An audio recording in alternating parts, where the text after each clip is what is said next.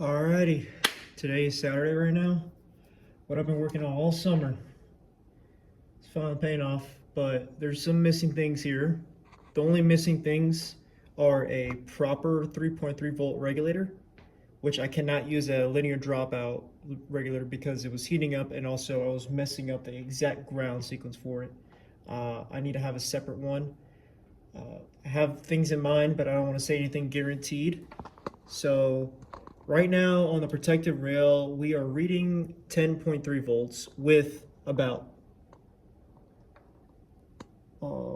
two loads connected.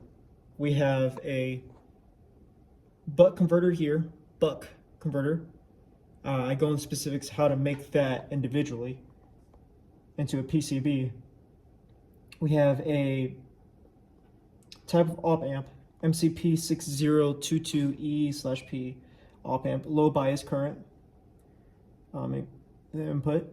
We have these resistors and ceramic capacitors for filtering purposes, but this is a shunt right here to do current measurement. The current values seem well within reason when I show y'all, but I'll talk about that later. All this over here is full bridge, is a half bridge, sorry, H bridge. Within that drives this coil, which then is a basic demonstration, and I have these ends connected to the load resistor, which then steps down the current so it doesn't reach a high value to load resistor. And I have these oscilloscope to plot the actual switching action.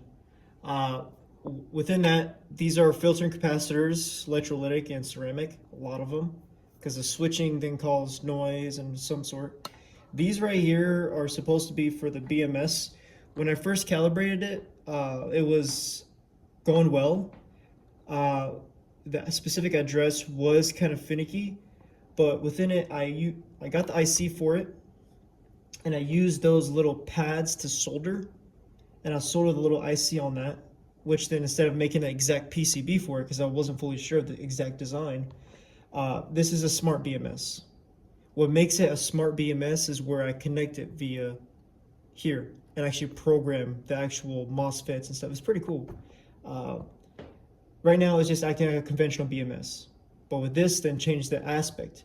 But the thing is there's going to be a third party within it that's going to be finicky. So if I use ChatGPT for code or Claude, that's a risk within this because I could easily damage this whole thing with faulty code. So I need to still brush up with some more. That's why I'm kind of finicky about that. Right here is supposed to be which I kind of disconnected for a moment, but within it, sure, okay. I need to fix this. So there's gonna be an inrush bias. This load resistor, I'll talk about later. But the reason why for P channel here and then a P channel over here, all it is a high side switching. So if the gate is low voltage, then if the gate is lower than the source, then it's gonna switch. Within that, as you can see, like my solar panel sequence is now kind of lowering, which then indicates originally it was at 9 something. Now it's lowering at about 9 volts, indicating it's kind of charging. So if I disconnect it, I should get back to, no, then go back, there you go, active low. I should get back, there you go. The best thing about this BMS is with this supplies, I accommodated exactly for it. Some of the stuff I had to improvise and also did not use and utilize. It actively restarts. So let me show y'all something. So, so you can see. I'm gonna short it. Well, you know what? Let me update the code.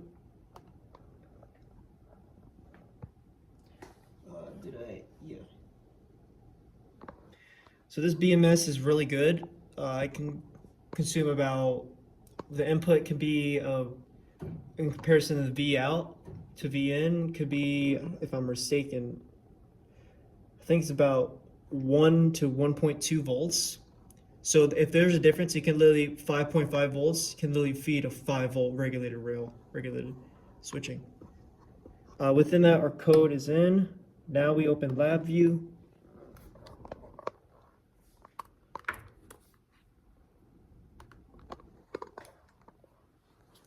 Talking so much, dude.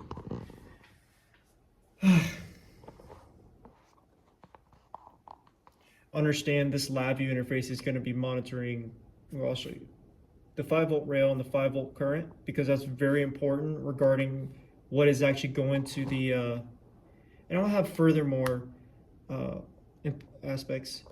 So this regulates the 5-volt rail and the current. This shunt resistor is the current. It's very precise. It's a 50 milliohm precise resistor. And let me close everything out because this is probably disable. I was making a separate YouTube video of how to make the buck converter, because that's the main issue. That's the main aspect here. When you're converting, you got to consider for inrush current and that such. Okay. So we do report. Let's do refresh just in case. Report, and then choose a data sheet, which is use test points. Okay. All right. Right now, nothing's on, as you see. Why? Is because I don't have a 3.3 volt regulator. So I would need to then provide a 3.3 volts, which I'm doing now, and then goes about whatever, just let it filter out. I'm letting it 0, which then takes about 200 samples. And at that moment, there you go. So within this, it's kind of finicky at this moment. Should have everything connected yet. Let's do the switching. Now it's switching. The only issue with this right now is the voltage is kind of varying. As you can see right now, the protective rail is varying voltage and it's properly switching here, 4.4 volts. It's kind of given a rise. There is a very big disproportion here. And also, I'm going to show y'all. Let me lower this. I'm going to short the whole circuit and then show y'all which is the best part. I've been working on this for fucking, let me, okay. I want y'all to look closely. Okay. I want y'all to look closely right here. It's kind of sensitive at this moment. Look closely at here, the current. As you see right now, I'm carrying these 2 wires. Can you see that?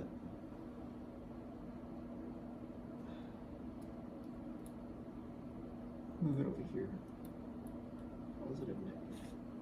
Okay. Now, these are the 2 wires is short. Look at that. Short, and then comes back to life.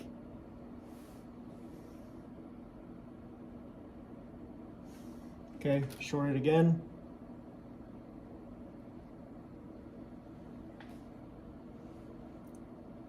Still comes back to life. And as you can see, show you over there, short it again. It's back to life. And then let's look at right now. Goes back to steady state. Boom. Yeah, now with the, since that's not working now, let's 0 out everything. Yeah. 0 out. Run.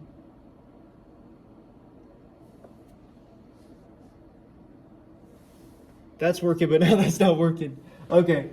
That is currently the current sensor for the actual thing. So most likely, there you go. Well, let me get it a sec. Things should be back online. No. Let's man current sign. Let's restart it. I'm turning off the 3.3 volts. There should be nothing.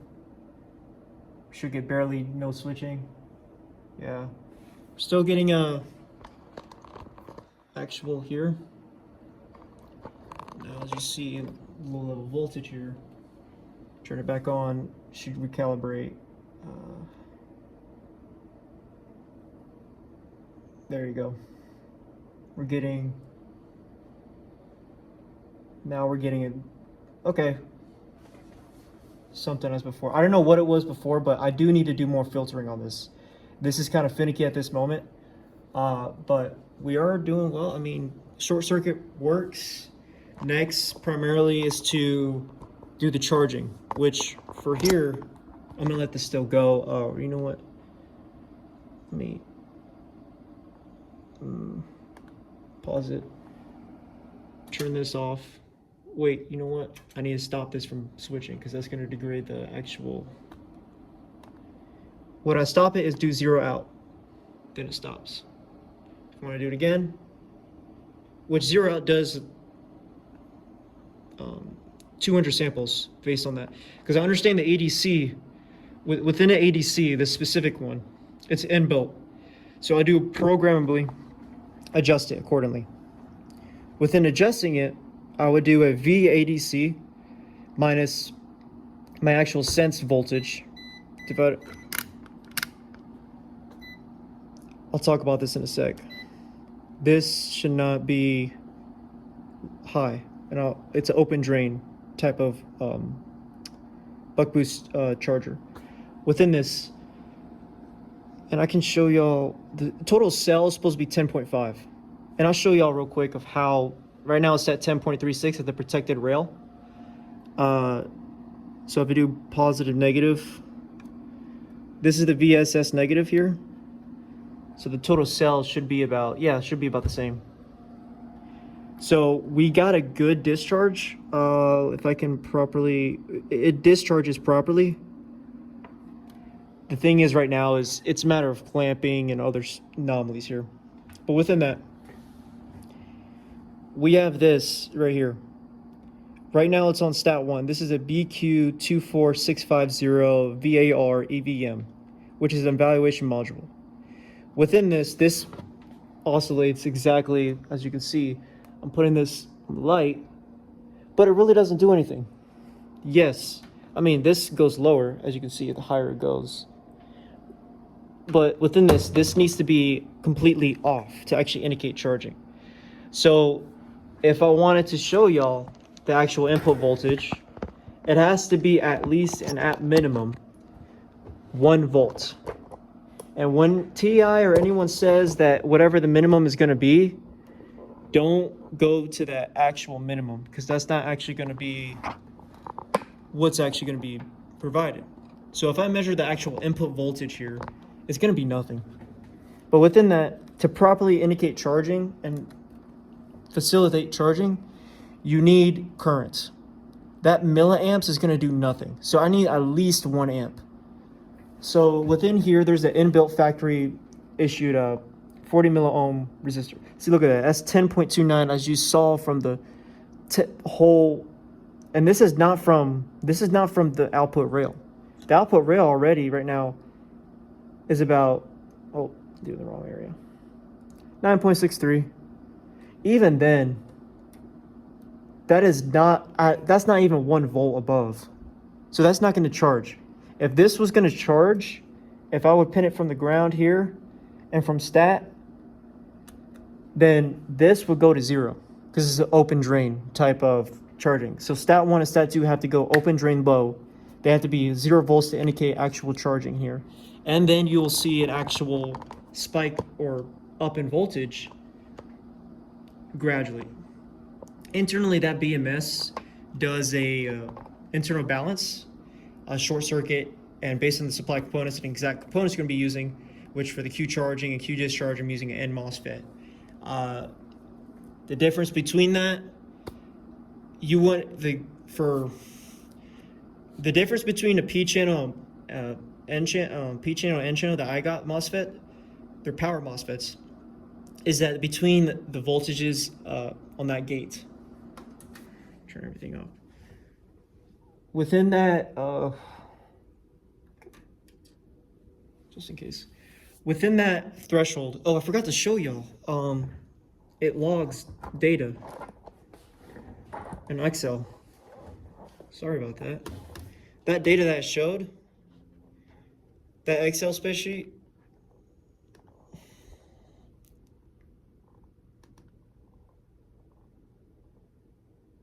Boom. Yeah, it's a lot of data. Like, it scheduled every 100 milliseconds. What was that?